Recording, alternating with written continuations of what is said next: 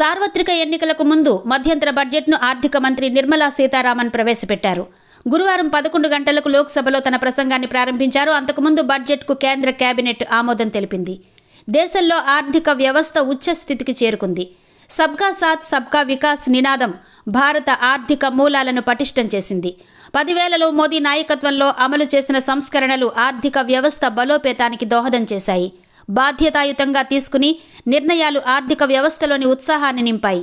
78 లక్షల మంది చిరు వ్యాపారులకు ఆర్థిక సహాయం అందించాము. యువతకు ముద్ర యోజనతో 20 లక్షల కోట్ల రుణాలిచ్చాము. మోదీ నాయకత్వంలోని ప్రభుత్వం 4 వర్గాలకు చేసింది. 2.2 లక్షల పూచీకత్తులు లేని రుణాలు అందించాం. 4.5 కోట్ల మందికి బీమా సౌకర్యం కల్పించాం.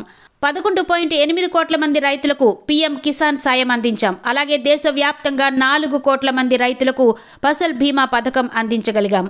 జీడీపీ అంటే ప్రభుత్వం దృష్టిలో గవర్నెన్స్, డెవలప్మెంట్, పెర్ఫార్మెన్స్ అని కేంద్ర ఆర్థిక మంత్రి నిర్మలా సీతారామన్ కొత్త అర్థం చెప్పారు.